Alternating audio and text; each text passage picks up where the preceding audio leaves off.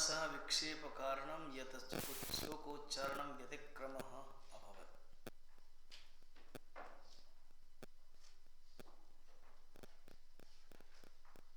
ध्यानम धातव्यतु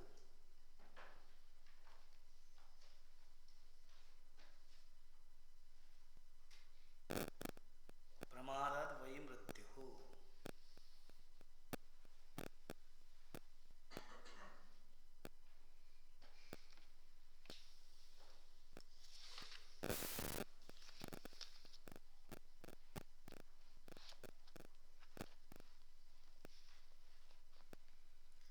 एतं मच्छिन्नया वृत्त्या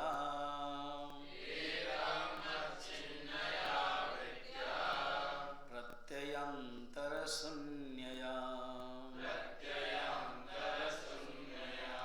उल्लेखयन्विजानीयात्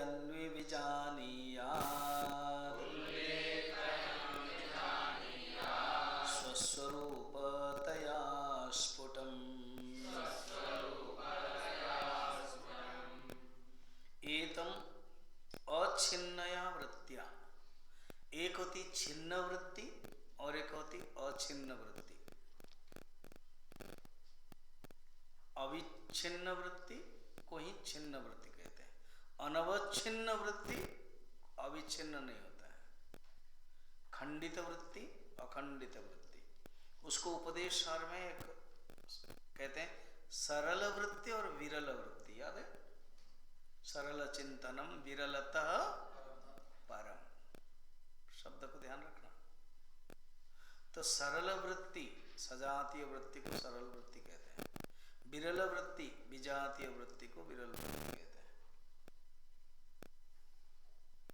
एतम, इस पर, अछिन्नया अर्थात वृत्ति जिसमें छिन्न नहीं होती, खंड नहीं होती।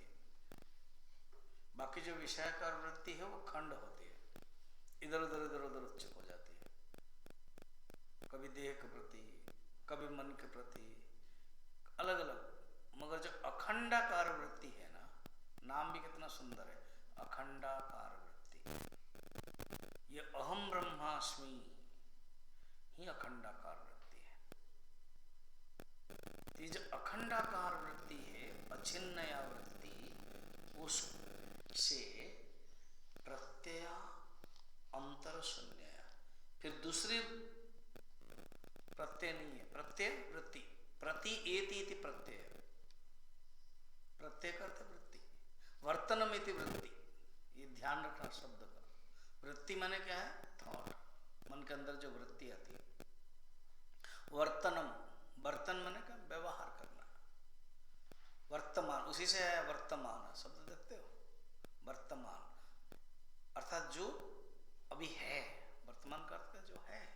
तो वृत्ति जो है, जो मर जाती है उसको वृत्ति नहीं बोलते। जो भी फ्लोइंग हो रही है उसको वृत्ति। उस वो ही अंदर जब होती है ना, उसको प्रत्यय कहते हैं। जब बाहर आती है उसको वृत्ति बोल देते हैं, विषयाकार वृत्ति। इसलिए सनत कुमार आदि पूछते हैं अपने पिताजी से कि विषय मन की वृत्ति में जाता है और मन की वृत्ति विषय की तरफ जाता है, इससे मन विक्षिप्त होता है। इन दोनों से ऊपर कैसे उठे? तब हंस गीता आती है, भगवान विष्णु बताते हैं। तो अनिच्छन्न वृत्ति रखो और दूसरी प्रत्यय अंतर शून्यया। देखना दोनों यूज कर रहे हैं, वृत्ति प्रत्यय, प्रत्यय अंतर शून्य। दूसरी वृत्ति बिल्कुल नहीं है, बिना किसी अन्य वृत्ति के। उल्लेखयन शब्द, उल्लेखयन, उल्लेख करना हम लोग हिंदी में भी कहते हैं ना, उल्लेख करना मैंने बताया। उल्लेखयन माने चिंतन करना, अनुभव करना। उल्लेखन, उसने आपका नाम उल्लेख किया, उसने आपका नाम बताया, उल्लेखयन। बीजानियात, जानो, परमात्मा को जानना चाहिए। बीजानियात कैसे? स्वस्वरूपतया स्फुटम, अपने निज स्वरूप अच्छी तरह से, स्पष्टतया अपने स्वरूप को ही जानना है। ऐसे तुम अनुभव करो। कि बस वेदांत यही बताता है क्या, जो अध्यारोप हुआ है उसको हटाओ और जो अधिष्ठान है उसको चिंतन करो। अधिष्ठान कौन है? मैं हूं। और अध्यारोप क्या है? प्रतीति मात्र है, भ्रांत मात्र है, मिथ्या मात्र है। शरीर मन बुद्धि आदि सब विषय, ये टोटल जगत भी अध्यास है, अध्यारोप है। न रूपमस्येह तथोपलभ्यते, इसका असली रूप में रूप ही नहीं है। पहले और दूसरे श्लोक में पंचदश अध्याय में बोल रहे हैं, ऊर्ध्वमूल मदः शाखम अश्वत्थम प्राहुरव्ययम छंदांसि यस्य पर्णानि यस्तं वेद स वेदविद अधश्चोर्ध्वं प्रसृतास्य शाखाः गुण प्रवृद्धा विषय प्रबालाः। तो क्योंकि रूपक ले लिया वृक्ष का, तो फिर वृक्ष का सब कुछ बता दिया, तो लग रहा है ये सब है, सत्य है। धीरे से बोल देते 3 नंबर में, न रूपमस्य उपलभ्यते, उसका रूप है ही नहीं है। ऐसे जो समझ लेता है वो केवल ब्रह्म को ही देखता है, बाकी सब प्रतीति है। अत्र इसलिए क्या करो, इसे आत्मा में ही भाव रखो। अत्रात्मत्रं दृढ़ीकुर्वन् अहमादिशो संत्यजन् उदासीनतया तेषु तिष्ठेत् स्फुटघटादिवत्। अत्र आत्मत्वम, इस अत्र माने यहाँ, इसमें, किसमें? आत्मा में। अत्र आत्मत्वम दृढ़ीकुर्वन्, दृढ़ी आत्मस्थिति ही निदिध्यासनम। दृढ़ कर लो, डिटर्मिनेशन कर लो कि मैं ब्रह्म हूं। एक होता है अपरोक्ष ज्ञान, ऐसे तो परोक्ष ज्ञान, प्रत्यक्ष ज्ञान जानते हो। अपरोक्ष ज्ञान होने के बावजूद भी निष्ठा नहीं होती है, दृढ़ी भाव नहीं होती है। तो कहते हैं इस आत्मा में तुम दृढ़ी भाव रखो, निष्ठा रखो, आत्मनिष्ठा। अपरोक्ष ज्ञान हो जाना और निष्ठा होना। अपरोक्ष ज्ञान, अज्ञान नष्ट होने पर ज्ञान प्राप्त हो जाता है, उसमें निष्ठा चाहिए। जैसे कहते हैं ना, कई नया आदमी है, जैसे कोई गाड़ी चला रहा है, हाँ गाड़ी चला रहा है मगर अभी ट्रेन्ड है, मगर अभी परफेक्ट नहीं हुआ है, परफेक्ट होना है, तो दृढ़ी कुर्वन्। फिर ये जो अहम आता है ना, शरीर मन बुद्धि, इसमें जो शरीर अहम आता है उसको हटाओ। सबसे बड़ा डिफिकल्ट है ये आ ही जाता है कैसे, क्योंकि अनादिकाल से वासना के कारण आता है। तो ये जो अहम है उसको हटा दो। कैसे? उदासीनतया, छोड़कर उनके प्रति ऐसा उदासीन हो। किसके प्रति उदासीन? ये जो अहम, शरीर मन विषय, उदासीन हो जाओ। पूज्य गुरुदेव ने सुदामा की कहानी बताई। सुदामा का पत्नी बोलती थी, जरूर बोलेगी, वो कहानी में भी ऐसे ही है, आप कुछ मांगते नहीं हो, आप अपना भगवान के पास भी जाना चाहिए, दोस्त के पास भी जाना चाहिए। आप बोल रहे हो कि रोज बोलते हो कुछ, कृष्ण मेरा मित्र है, तो मित्र के पास जाएंगे तो मांगेंगे, चाहिए ना, रोज बोलती थी। एटलीस्ट उनकी तो मित्र है। माने सुदामा की जो पत्नी है सुमति कहते हैं, क्या कोई सुनीति कहते हैं, सुमति सुनीति जो भी हो। डूंगरे जी महाराज शायद सुमति रखा है नाम, कहीं पुराणों में होगा। कितना सुंदर है। साधक की पत्नी अगर सुमति है तो जरूर वो भगवान के पास ही भेजेगी। तो बोल देते थे, मगर कृष्ण क्या करते, सुदामा क्या करते थे, सुनकर उदासीन होते थे, केवल ध्यान ही करते थे, उदासीन। लक्ष्मण मिश्र की कहानी है, शायद बताया होगा मैंने तुमको। तो लक्ष्मण मिश्र, कोई कहते हैं कश्मीर के थे, कोई बिहार के, जगन्नाथ पूरी करे, ज्यादातर ऐसे माना जाता है। ब्राह्मण थे, पत्नी, 2 बच्चे भी थे। नियम है ओनली गीता पाठ करना, उदासीन रहना, गीता पाठ करना। 4-5 दिन हुआ भोजन नहीं मिल रहा है, कोई देता है तभी लेके आते थे, जो कोई देता था तभी वो लेके आते थे। तो उसमें एक दिन पत्नी ने कहा राजा के पास तो जाइए, मांगिए, फिर उदासीन है। गीता जब पढ़ रहे थे ना, नवम अध्याय के 22 नंबर श्लोक है, अनन्यो चिंतयन्तो माम ये जना पर्युपासते तेषां नित्याभियुक्तानां योगक्षेमं वहाम्यहम्। कल जो बता रहे थे, LIC ने लिया है योगक्षेमम। योग का अर्थ क्या? अप्राप्तस्य प्राप्ति, शंकराचार्य भाष्य। क्षेम क्या है? प्राप्तस्य रक्षण, अर्थात भगवान खुद कहते हैं मैं जो प्राप्त करना है वो देता हूं, और जो प्राप्त हो गया है उसके रक्षण भी करता हूं। तो भगवान तो कुछ दिया ही नहीं।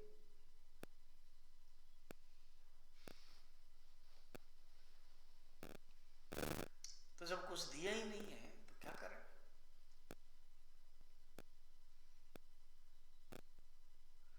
इसलिए काट दिया उस श्लोक को, सोचा कि ये नहीं देंगे। घर आते हैं, क्या देखते हैं? भगवान कृष्ण गोपाल बनकर सब सामान दे दिया। पंडिताइन कहा कि तुम कुछ खाओ पियो, तो हमारे पास जो बटर मिल्क है, छाछ है, वो पी लो। तो बोले नहीं, मेरी जीभ कटी हुई है, पंडित जी को पूछ लेना। तो चला गया, तो आया, देखा कि सामान है। पंडित ने सोचा कि शायद मैंने जो कहा है राजा के पास गए होंगे, मगर उदासीन है। तो आकर देखा, आश्चर्य, तो खुद ही बोल रहे हैं कि जरूर, पत्नी बोली कि जरूर आप गए होंगे। कुछ बोल नहीं रहे, उदासीन है। उनके मन में है कि भगवान के प्रति इतना समर्पण है, अनन्य चिंतयन्तो, मगर भगवान तो कुछ दिए नहीं, इसलिए वो काट दिए उदासीन के रूप में। पत्नी कह, वो जो लड़का है ना, जो राजा ने भेजा होगा, वो लड़का बहुत अच्छा लड़का है, चंचल है, और उसकी जीभ कटी हुई है। और कहा कि पंडित जी जानते हैं। और 2 लाइन है, उसकी जीभ में 2 लाइन कैसे कटी हुई है? तब आंखों से आंसू आ गए। कहा कि मैंने आज गीता के इस श्लोक को 2 काट दिया।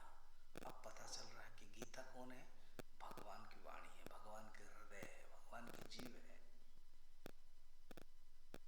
गलती हुई है मेरी, और तुम धन्य हो जिसको दिखा ना, वो बालक नहीं है, वो कृष्ण है, भगवान है। जो हमने सोचा कि योगक्षेम वहन नहीं करते हैं, भगवान ने दे दिया। ऐसे उदासीन रूप में रहते थे, भगवान खुद आके देते थे। तपोवन जी महाराज के बारे में वर्णन है, कैलाश पर मानसरोवर जा रहे थे, उन्होंने सोचा कि मैं किसी से कुछ नहीं मांगूंगा, उदासीन रहूंगा, भगवान को देना है तो दे देंगे। तिब्बत तक पहुंच गए, तिब्बत देख करके जाना पड़ता था। तो वहां बैठे, आप सारा दिन सवेरे से शाम तक कुछ खाए नहीं। शाम को एक गडेरिया आया और कहा कि मेरे एक भेड़ इधर आया था, इसलिए मैं ढूंढ रहा हूं। कहते इस जगह पर मैं कभी नहीं आया, और मैं थका हुआ, खाना भी नहीं खाया, मेरे पास पोटली है, और आप तो लग रहे हैं कि लामा हुआ। बुद्ध धर्म वाला भी वही पहनते हैं, चोला जैसे पहनते हैं, तो आप भी मेरे साथ खा सकते हो। करके उसने सत्तू जो है ना, सत्तू वो दिया। तब तपोवन जी महाराज कहा कि मैंने उदासीन रहा, केवल एक संकल्प ले लिया, भगवान सब कुछ करेंगे, हो गया। किया, ऐसे है, हिमगिरी बिहार में है।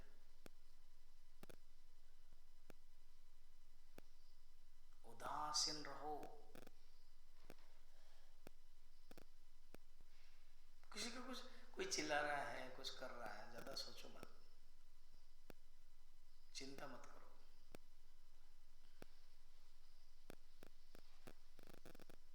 ऐसे आत्म तत्व के चिंतन करो। ये बताता है।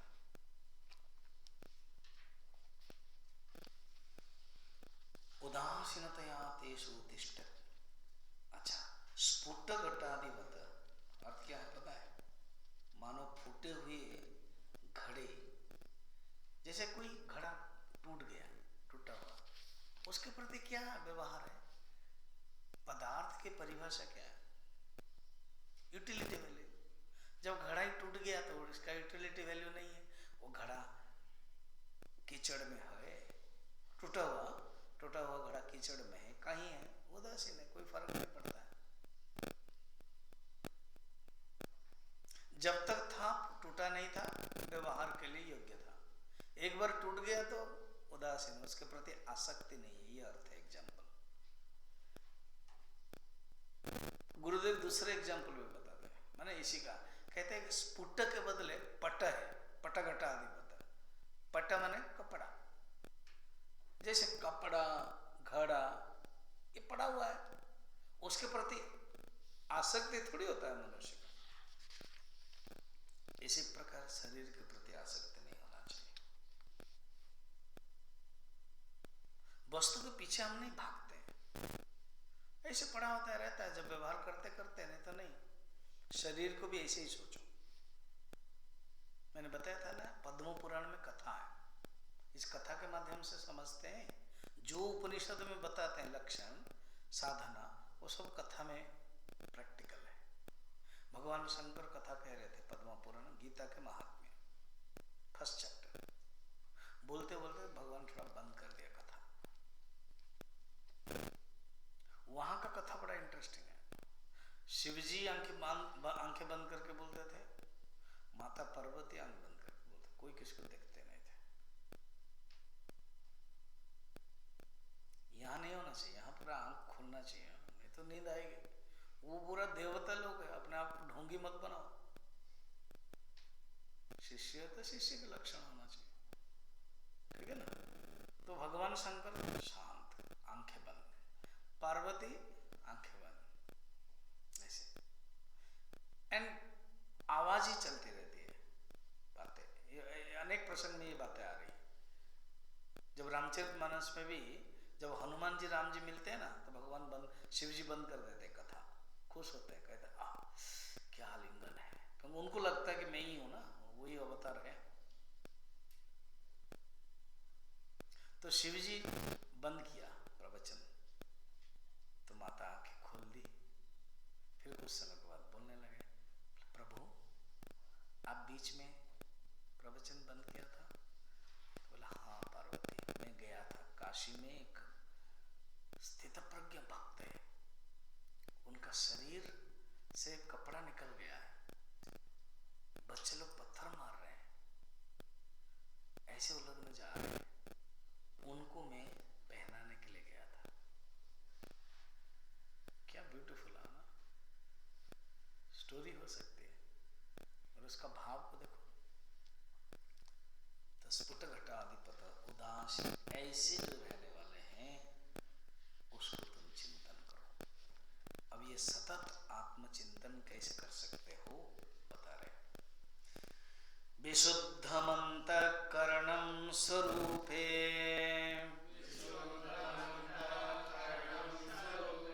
निवेश्य साक्षिन्नवबोधमात्रे शनैः शनैः निश्चलतामुपानयन् पूर्णं स्वमेवानुविलोक्येतत्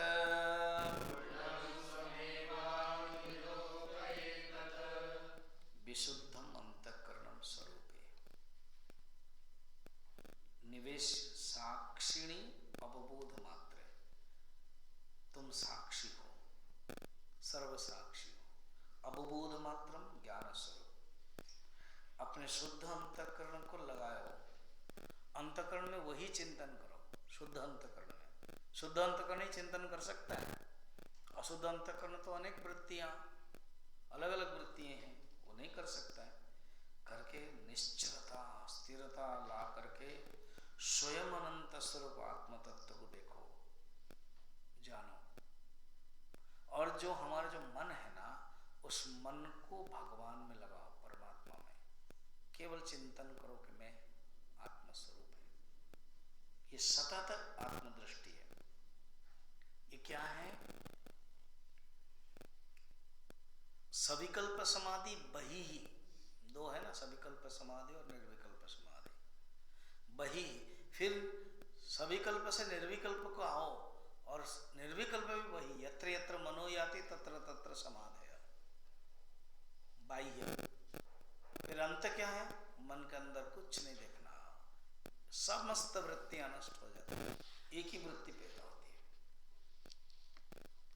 तो आगे किस बता रहे? देहेन्द्रिय प्राण मनोहमादिवी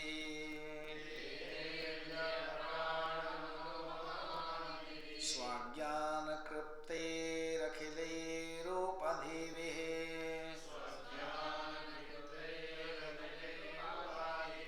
विमुक्तमात्मानमखण्डरूपम्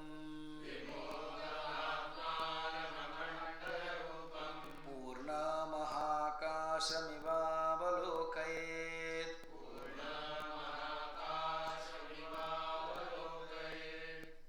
देहेन्द्रिय प्राण मनो अहम आदि भी, इसको क्या समझना पता है?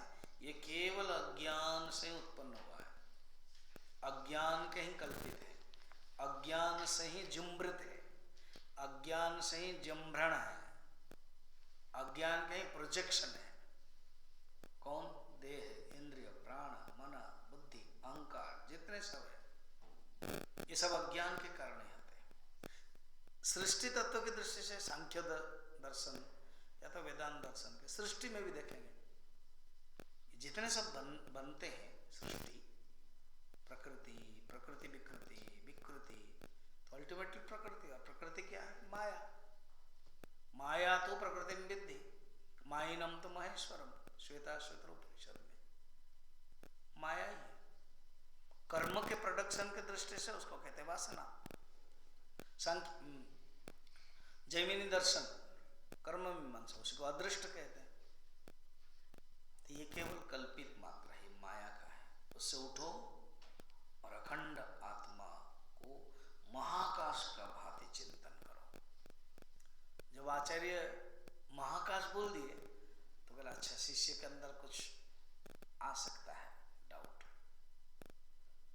कि महाकाश तो अलग अलग हो जाते हैं, घटाकाश, मठाकाश, तो उसको समझाते हैं। ये जो महाकाश है, ये जो घटाकाश देख रहे हो, वो छोटा आकाश देखते हो, ये केवल उपाधि के ही भेद से, असली रूप में आकाश में कोई भेद नहीं, आकाश एक है।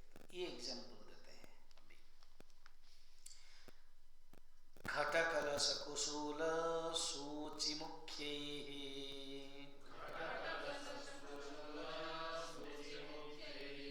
गगनमुपादिशतैः विमुक्तमेकम् भवति न विविधं तथैव शुद्धम् शुद्धं परहमादि विमुक्तमेकमेव।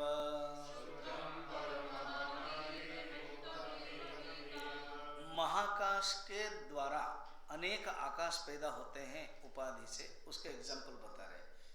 कहते घट, घट माने घड़ा छोटा, फिर कलश, कलश थोड़ा बड़ा है जो हम पूर्ण कुंभ में रखते हैं, कलश। फिर अन्नागार, बहुत बड़ा, कभी मैंने बताया था ना, जो पुराने गांव में भी होता है, बहुत बड़ा मटके का बनता है, जिसमें 1 क्विंटल तक धान रख सकते हैं, उसको बोलता है अन्नागार। नीचे लिखा हुआ देखना क्या है, कुशूल शब्द है मूल संस्कृत, अर्थात यत्र धान्य राशि संध्रियेतसः महापरिमाण, बहुत ज्यादा परिमाण में रख सकते हैं। उसको क्या बोलते हैं गाँव गाँव गाँव के भाषा में, याद है तुमको? हाँ हाँ हाँ हाँ, कोठरी। मुझे लग रहा है ये कोठरी है उसी को ध्यान रखता है, इसीलिए कोठारी। हाँ, कोठरी में जितने सब संपत्ति को ध्यान रखना पड़ता है ना, यहाँ पर देखो ना, बलवंत वो जो हमारा टीन बॉक्स है उसमें कोई आटा कोई ये वो सब रखता है, इसलिए वो कोठारी है। कोठरी कोठारी बना। पुराने जमाने में ऐसे रख दिया 8-10, चावल है, धान है, दाल है, गेहूं है, सब कुछ रख दिया, वो सब रखते हैं, इसलिए कोठारी। कोठरी, कुसूला, अन्नागारा वो कहते हैं। वो थोड़ा बड़ा है तो घट्ट, कलश एंड कुसूल। फिर एक सुई, सुई तो सुई में भी छोटा सा आकाश है कि नहीं? जितने बुढ़े होंगे ना फिर वो जाएगा ही नहीं। हाँ हाँ, जाता नहीं है बच्चा, कर दो तो बोलते हैं ना घर में, दिखाई नहीं देता, छोटी सी वो। तो वो जो सुई है, इसमें सब में आकाश है, गगन, गगनवन आकाश। उपाधि सती विमुक्तम एकम, अलग अलग होने पर भी सचमुच आकाश एक ही है।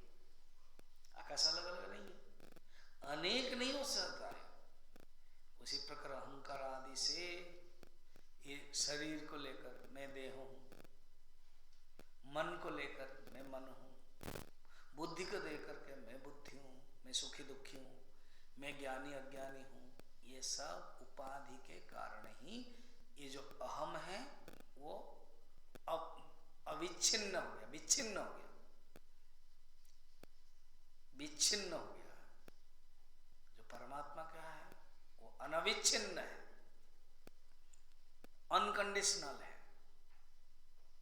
सबसे परे है, अनुपहित, उपहित माने कंडीशन, अनुपहित चैतन्य है वो, ये एकमात्र आकाश है, उसको समझो। फिर आगे क्या कहते देखना, ब्रह्मादि स्तंभ पर्यंता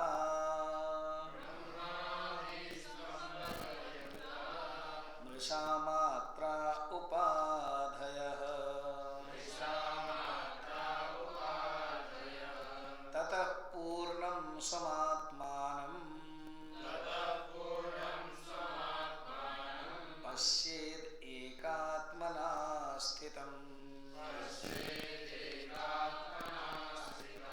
ब्रह्मादि स्तंभ पर्यंतम, आ ब्रह्म स्तंभ पर्यंतम, ऐसे सब वेदांत के एक शब्द आएगा। ब्रह्मा से लेकर के स्तंभ तक,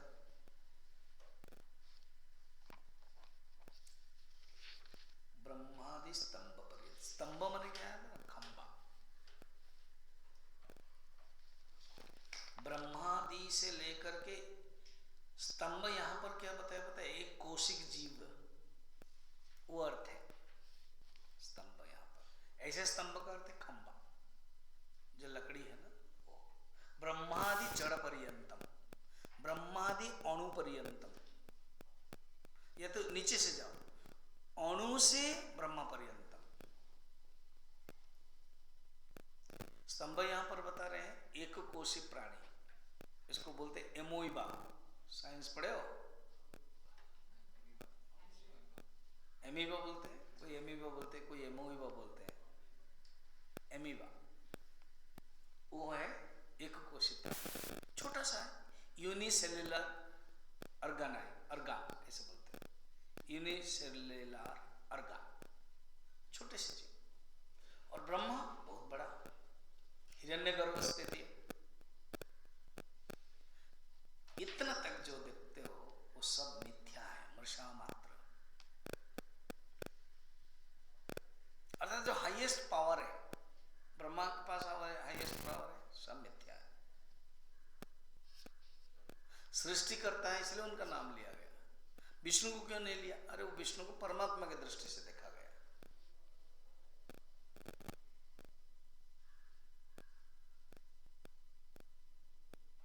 पिप्पिलिका, आ ब्रह्म पिप्पिलिका पर्यंतम अपरोक्षानुभूति में आएगा।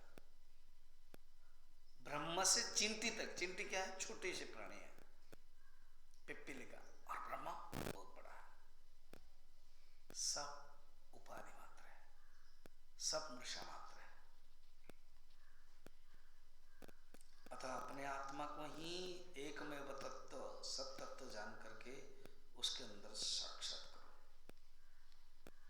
उस आत्मा में ही चिंतन करो। वो आत्मा ही एवं सतत ध्यान तथा पूर्ण समात्मा पश्चित एकात्मना स्थितम, उसी को ही चिंतन करो, उसी में देखो।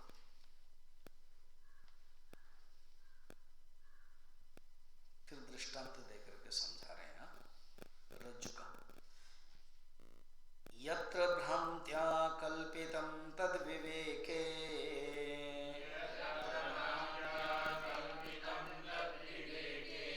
यत्तन्मात्रं नैव तस्माद् विभिन्नम्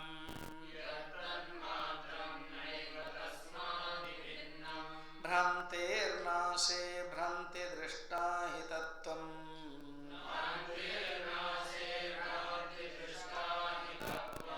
रज्जुस्तत् विश्वमात्मा स्वरूपम्।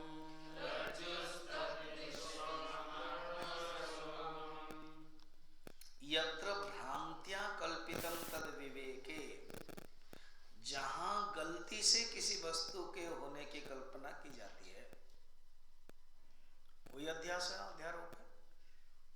जो एक वस्तु नहीं देख है और उसी के वही चिंतन करते हैं। असर्प भूतायम रज्जु, रज्जु सर्प नहीं है रज्जु में, फिर भी सर्प की चिंतन करते हैं। तो भ्रांति से जब करते हैं तद विवेक यत्तन्मात्र नैव तस्मात् भिन्नम, वहां सही विवेक होने पर देखोगे वो सत्य वस्तु की पहचान की जाती है। जैसे रस्सी को नहीं जानते हैं और रस्सी के ऊपर कल्पना किया सर्प का, अब रस्सी नहीं देखते, देखते क्या है सर्प को। जैसे रज्जु में भ्रांतिवश प्रतीत होने वाला सर्प की भ्रांति नष्ट हो जाने पर रस्सी अपने आप प्रत्यक्ष हो जाता है।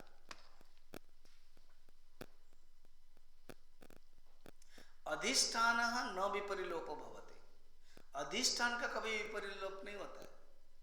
दृष्टे है विपरिलोप न भवति, उपनिषद में कहते हैं दृष्टा का जो विपरिलोप, जो परित्याग कभी नहीं होता, उसी के ऊपर ही अध्यारोप होगा, अधिष्ठान के ऊपर। और अधिष्ठान के अध्यारोप होने पर ये आंख मिचोनी है, हम जो देखने वाला है, जो दृष्टा है, उसकी गलती है। वो अधिष्ठान को नहीं देखेगा और देखेगा क्या है, भ्रांति, सर्प। और जो एक ही रस्सी है, 4-5 आदमी है, 1-2 सर्प देखते हैं, एक रस्सी है। व्यवहार में भी होता है ना, कहाँ तुमको सर्प आ गया ना, उसने भी कहा था, उसने दोनों ने तुमने गलती कर दिया। देखो हम देखते हैं, टॉर्च लाइट दिखाते हैं, देखो हम छूते हैं। तो जिसने रस्सी नहीं देखा, आरोपण कर लिया सर्प का, तो उसको भय होता है। जिसने देख लिया उसको भय नहीं होता। जब जान लिया हाँ ठीक बोल रहे हो तुम, तो रस्सी आ जाता है।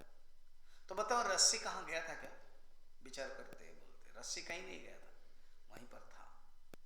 फिर रस्सी आया क्या? जब हमने हाँ रस्सी है, सुकंठा वर्णम यथा में, ये कंठ क्या खो गया था जो हार है? नहीं था, हम देख नहीं पा रहे थे। फिर हम क्या कहते हैं, हार मिल गया, हार मिल गया, हार मिल गया, चिल्लाते हैं। ये मिलने का क्या है? सिर्फ अज्ञान हट गया, पहले भी था।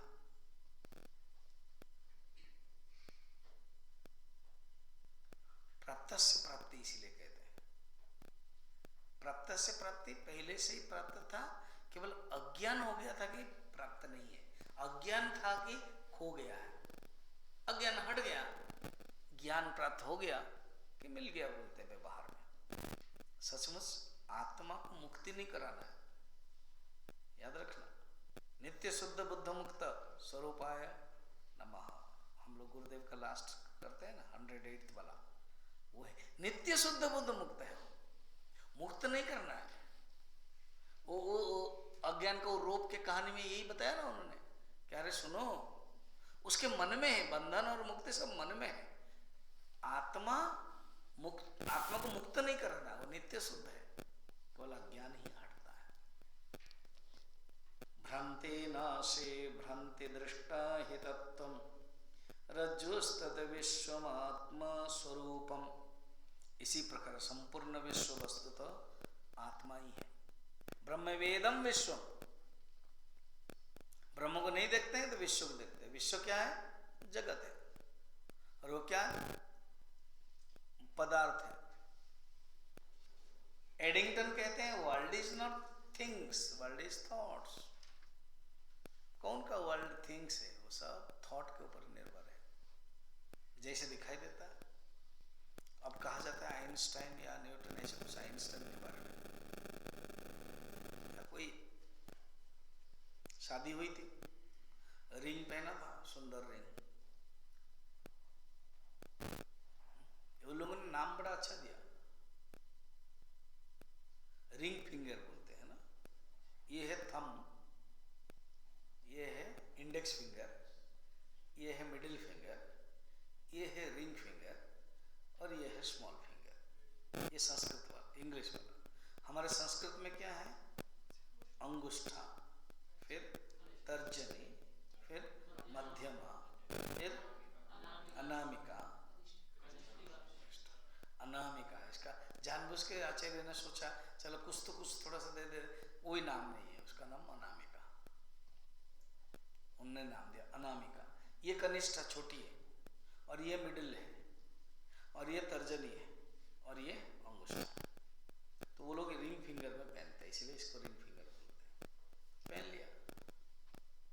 अब उनको फिजिक्स में कुछ देखना था, मैटर एनर्जी, कुछ एक्सपेरिमेंट करना था, हथौड़ी में कुछ मारना था। और शादी हुई है, ठीक है।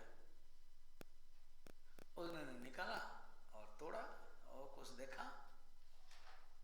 बाद में पत्नी, ये क्या बात है, ये हमारे संबंध के ये चिन्ह स्वरूप है। तो बोले हाँ, संबंध के चिन्ह स्वरूप मन में है। मुझे ये सिर्फ पदार्थ है, मेरे लिए ये पदार्थ है। और पदार्थ के क्या परिभाषा है? Utility value. तो मैंने सोचा चलो इसको यूटिलिटी वैल्यू में लगा, दृष्टि हो गया। अब देखो, मुद्रिका पत्नी के लिए एक अलग परिभाषा है और साइंटिस्ट के लिए अलग परिभाषा है। तो कोई एक जगत को देखता है जो सुख दुख का कारण है, और कोई देखता है कि यह रंगमंच है, और कोई देखता है कि भगवान ही भगवान है। विश्व क्या है ना, आत्मा एवं सर्वम, सर्वम खलिदम ब्रह्म है। कोई कहता है, राम भक्त कहता है सिया राममय सब जग जाने। गोपी कहती है जित देखते थे श्याममयी, मुझे तो श्याममयी दिखाई दे रहा। और जो भगवान माने ब्रह्म को देखने वाले, वो है सोहम सोहम सोहम सोहम। एक संत थे, समझने के लिए बता रहा हूं तभी समझ में आएगा। वो सोहम सोहम करते थे। वृंदावन आ गए, वृंदावन में सोहम नहीं कर सकते, वृंदावन में दासोहम करना पड़ेगा। फिर वृंदावन में सन्यासी लोगों के आजकल तो सब आश्रम बढ़ गया, लाल पहनने लगे, वो वैष्णव लोग भी लाल पहने, चल जाता है। मगर वहां राधे श्याम बोलना पड़ेगा। राधे राधे राधे राधे राधे श्याम, राधे राधे, ज्यादातर राधे राधे। राधे राधे क्यों कहते? क्योंकि आधे आधे, तुम्हारा आधा हमारा आधा, आधे आधे। तो स्नान कर रहे थे संत, थोड़ा पहुंचे हुए थे भी, और थोड़ा से मजा किया भी थे। तो सोहम सोहम एक आया वैष्णव, अरे सन्यासी मायावादी शंकराचार्य, ऐसे डांटते हम लोग। मायावादी है, शंकराचार्य के सन्यासी है। ये हम वृंदावन नहीं जानते, यहाँ पर सोहम नहीं चलता है, यहाँ पर दासोहम चलता है। मैं भी वही करता था, और तुम्हारा जो कान्हा है ना, तुम्हारा भी है मेरा भी है, चोर है ना। क्या चोर बोलते ना, अरे तुम्हारा वैष्णव वाले ही तो एक श्लोक लिखा है, चौराग्रगण्यम जीवस्वामी, ब्रजैकनंदनम नवनीत चौरम गोपांगनानां तु नुपूर चौरम राधिकाया तो हृदय सचौरम चौराग्रगण्यम पुरुषो न तस्मै। ऐसे 8 श्लोक है। क्या आप चोरों के अग्रगण्य हैं, चोरों के लीडर है, तो ऐसे ही तो बताया गया है। तो उन्होंने क्या हुआ, मैं एक दिन आए मेरे भगवान आए, तो जो वैष्णव है, अच्छा चलो सुनते हैं क्या बोल रहा है। आए, मेरे पास कुछ नहीं था, और तुम जो बोल रहे हो सोहम, जो डांट रहे हो, और दासोहम बोलना था, मैं दासोहम ही बोल रहा था उस समय, दासोहम दासोहम दासोहम मैं कर रहा था। मगर तुम्हारा जो कान्हा है ना, बड़ा नटखट है, चोरी चोर है, आया देखा कुछ भी नहीं है, तो मेरे जो शब्द है ना, वो दासोहम से दा हटा दिया। तब से मैं क्या बोल रहा हूँ, सोहम सोहम। तो ये कहानी है, और इस कहानी के अंदर तात्विक क्या है, प्रारंभिक जीवन में मैं भगवान से अलग हूं, और जब एक बार अनुभव हो गया ब्रह्म ही में हूं, सोहम सोहम, तो जो भक्त है, राम भक्त वो देखेगा मेरे राम चारों तरफ है, कृष्ण भक्त तो देखेगा मेरे कृष्ण है, शिव भक्त देखेगा मेरे शिव है, और जो ब्रह्म है वो देखेगा सोहम सोहम, मैं वही ब्रह्म, आत्मा ये वेदम ब्रह्म विश्वम, उसी को ही देखता है। देखना लिखा है नेक्स्ट 389, स्वयं ब्रह्मा स्वयं विष्णु,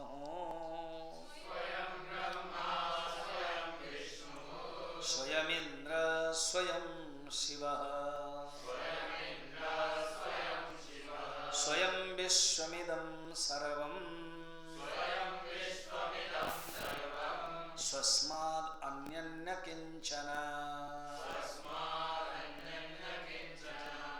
ये वेदांती कह सकता है, कुछ कहे, क्या कहते पता है, स्वयं ही मैं ब्रह्मा हूं, स्वयं ही विष्णु है। दूसरा कहा कि पागल हो गया ये, अपने आप को ब्रह्मा बोल रहा है, अपने आप को विष्णु बोल रहा है, तो डंडा मारो, दिन इसकी पागलामी चला जाएगा। अगर कोई बोल पा रहा है ना कि मैं ब्रह्म हूं, मैं ब्रह्मा हूं, मैं विष्णु हूं, तो जरूर उसने अनुभव किया, तभी तो।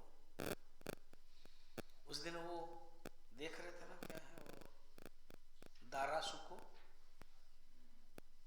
वेद या उपवेद के कहानी में दो था, दारा ना, दारासु ना उसका, औरंगजेब के बड़े भाई है, जेल डाल दिया। औरंगजेब तो बड़ा नृशंस था, और उसके बेटा आकर के, अब्बा जान आप अभी भी कैसे आप रह रहे हो, नैनम छिन्दन्ति शस्त्राणि नैनम दहति पावकः न चैनम क्लेदयन्त्यापः न शोषयति मारुतः, वो गा रहा था।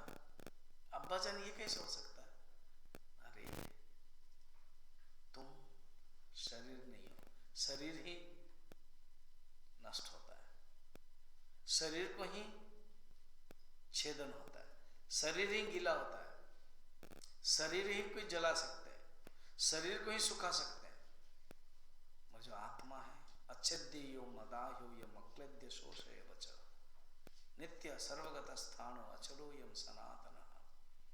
कौन कह सकता है जो उसमें पहुंचा हुआ है, सचमुच पहुंचे थे। फारसी में उपनिषद को लिखा उन्होंने, फारसी पहले उन्होंने लिखा, और वो डरपोक है औरंगजेब, पता नहीं मेरे भाई दरअसल को सब लोगों के हिंदू से मिलता है, पता नहीं क्या क्या करेगा मेरे विरुद्ध में, उसको जेल डाल दिया, मरवा भी दिया। तो मगर वो खुद जानते मैं ब्रह्मा हूं, मैं विष्णु हूं, सब कुछ स्वयं ब्रह्मा स्वयं विष्णु स्वयं इंद्र स्वयं शिव, सेन्द्र सोक्षर परमस्वर हम पढ़ रहे हैं ना इसमें नारायण सप्तम में, वो ही ब्रह्मा वो ही विष्णु, वहां तो नारायण के लिए कहा गया है यहाँ पर अपने आप को अनुभव करने के लिए। स्वयं ब्रह्मा, स्वयं विष्णु, स्वयं इंद्र, स्वयं शिव। ये कैसे हो सकता है? उपाधि की दृष्टि से कोई नहीं कह सकता है मैं ब्रह्मा विष्णु महेश्वर हूं। उपाधि तो उनके उत्तम है, वो हमारा छोटा है। आत्म तत्व की दृष्टि से कोई तरंग जरूर कह सकता है विराट समुद्र में हूं। कैसे तुम छोटी हो और विराट समुद्र तुम हो ना? किस प्रकार ना? पानी की दृष्टि से तरंग का पानी और समुद्र का पानी एक ही है। स्वयं विश्वमिदं सर्वम स्वस्मात् अन्यत् न किंचन। मुझसे छोड़कर और कुछ है ही नहीं है। सर्वम खलिदम ब्रह्म, केवल आत्म तत्व ब्रह्म ही ब्रह्म है। जहां भी जाओगे ब्रह्म ही है। आज के लिए लास्ट श्लोक है।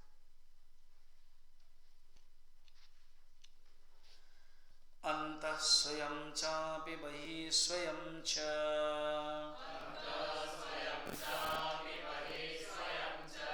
स्वयं पुरस्तात् स्वयमेव पश्चात् स्वयं इह वाच्यां स्वयमेदुदिच्याम्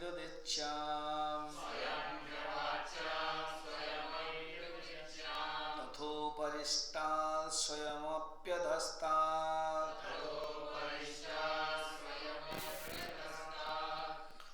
ज्ञान की दृष्टि से जो संत अनुभव किया है वो जानता है कि मैं ब्रह्म की दृष्टि से कहाँ पर है।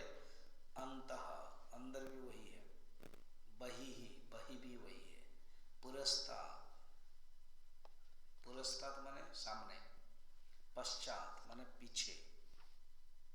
नमः पुरस्तात् अपपृष्ठतस्ते। उसमें अर्जुन विराट रूप को देखने के बाद एक भक्ति भाव से कहते हैं कि मैं आपको नमस्कार कर रहा हूं। कहाँ? आगे पीछे एकादश अध्याय में विश्वरूप दर्शन में मैं पुरस्तात्, पश्चात, बामे, दक्षिणे, उत्तरे सब में मैं प्रणाम कर रहा हूं। मगर यहां पर अनुभव है, वहां तो भक्ति भाव है ना, देखने के बाद झुकता है विराट रूप। यहां पर क्या है? अनुभव है।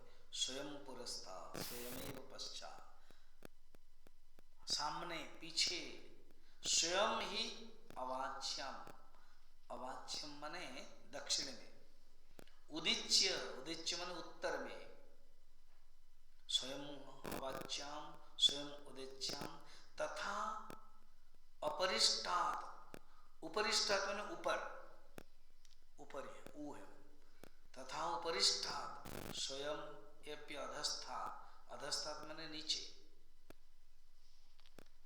अधस्तात् अतः ऊर्ध्व प्रणाम कर रहे हैं अर्जुन। वो भक्ति भाव है, इसलिए सब में प्रणाम देखते हैं भगवान को और प्रणाम कर रहे हैं नमः। यहां पर खुद को अनुभव कर रहे हैं। जहां भी देखो केवल ब्रह्म ही ब्रह्म है। परोक्ष रूप में भी देखते हैं ब्रह्म ही ब्रह्म, अनुभव करना है। चारों तरफ ब्रह्म, ब्रह्म को छोड़कर कुछ है ही नहीं है। तो ब्रह्म सत्यम जगत मिथ्या जो है ना, वो जगत मिथ्या हट जाता है, जगत ही नहीं है। इसलिए ये जो जगत है ये दिखाई नहीं देता, फिर नहीं बोल सकते जगत है। वो वाक्य रिलेटिव टर्म है, अपेक्षित के लिए ठीक है। क्योंकि जगत दिखाई देगा तभी तो बोलेंगे ना जगत सब मिथ्या के सत्य है। उनके लिए जगत दिखाई नहीं देता है।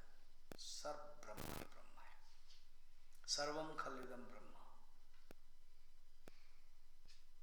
समुद्र में पानी ही पानी है और घड़े में भी पानी है। तो घड़ा है तब हम कहेंगे कि अंदर पानी है और बाहर पानी है। घड़े को रिलेटिव टर्म लेकर के घड़ा टूट गया, पानी ही पानी। तो अभी फिर क्या कहेंगे? अंदर बाहर कुछ है ही नहीं है। यहां जो अभी बोल रहे हैं ना, अंदर बाहर केवल समझाने के लिए, क्योंकि हम भी अंदर बाहर सब देख रहे हैं। ये सब वाक्य गलत हो जाएगा। ब्रह्म ही ब्रह्म है, अंदर बाहर उत्तर दक्षिण, इसका अर्थ सब दिशा है, दिशा की दृष्टि से है, वो भी नहीं है, वो भी गलत हो जाएगा। वेदांती बोल सकता है तुम ही बोल रहे हो, अपने बोलते हैं ना, तो तुमने थूका हुआ कि चाट खा रहे हो, थूके हो, बोल रहे हो कि अभी अंदर बाहर दक्षिण उत्तर पूर्व पश्चिम सामने, और बोल रहे हो अभी कुछ भी नहीं, कुछ भी मत बोलो। तो बोला क्यों ऐसे बोल रहे थे? क्योंकि उस समय तुमने उत्तर दक्षिण पूर्व पश्चिम के सत्यता स्वीकार किया। तुम देख रहे सिर्फ आकाश, तुम देख रहे केवल द्रव्य, तुम देख रहे जगत, बस उसी दृष्टि से कहते नहीं, ये जो तुम उत्तर दक्षिण पूर्व पश्चिम में जो देख रहे हो वो ब्रह्म ही ब्रह्म है सचमुच। एक बार जब ब्रह्म हो गया, उत्तर दक्षिण कुछ नहीं, पानी ही पानी हो गया, तो लहर तरंग कोई फर्क नहीं है। तो बोले सागर भी नहीं बोल सकता, वो जो उस तरफ जो है तरंग, इस तरफ जो लहर है, क्या उस तरफ इस तरफ एक ही तो है, पानी ही पानी है, सिर्फ ब्रह्म।